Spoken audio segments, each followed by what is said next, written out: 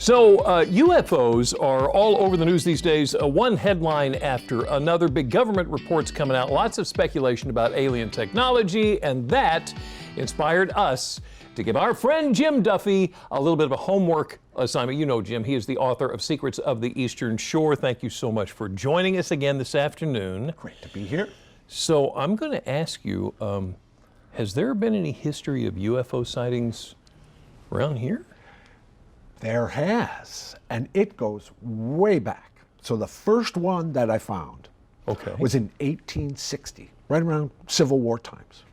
And it was in Upper Delaware, and you know, there were no airplanes. There weren't even like weather balloons back then. So you see something in the sky, you take notice of it. It was a hot summer night, and this pale blue light shot across the sky with 3 glowing red balls behind it. And then the pale blue light kind of pooped out a 4th glowing red ball.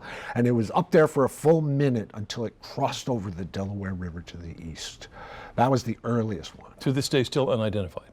Yeah, I don't think they figured it out. Would you say it's the earliest one? There's been more. There's been more. So particularly in the 1940s, like after atomic war and all that kind of stuff kind of fueled people's imagination. There were lots in the 1940s. Most of them are kind of boring. It's just like there was a flying saucer. But I found one that you'll love, all right? Okay. That's a guy named Forrest Wennian. This is 1947. And he's a pilot out of Rehoboth. And he swears he saw a flying mayonnaise jar in the sky. I'm sorry, wait, a what? A flying mayonnaise jar. It had a lid, it was shaped just like a mayonnaise jar, and it was shooting white light out of the back. Now, when it comes to Mr. Wennian's credibility, you might take into consideration that he was convinced that these flying mayonnaise jars were causing all the plane crashes that like ever happened, because planes were running in to flying mayonnaise jars.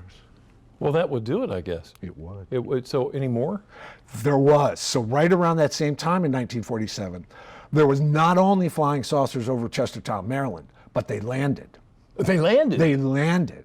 But when they landed, everybody figured out that they were big, giant, made of paper promotional things for a store in Chestertown. He had a plane fly over and shoot down all of these flying saucers, and they all landed in Chestertown. Oh my goodness. I got one more for you. So these police officers respond to a dinner party in Delaware, and there's a big fight at the dinner party. And the newspapers had great fun with the fact that the guests at the dinner party greeted the police officers with literally flying saucers, throwing them out. So not unidentified, but definitely flying saucers. Definitely flying saucers.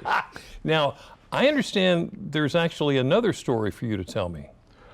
I'm going to be back here next week to tell you about my own personal sighting of a flying saucer. It was not a mayonnaise jar. It's my own personal flying saucer. I'm going to tell you about that next week. Next week? Yeah. Okay. You've got to promise to come back. All right. Okay. All right. Our very own author, Jim Duffy. Here is the man who will tell you stories you never knew were even possible. Don't miss next week. Delmarva Life will be right back.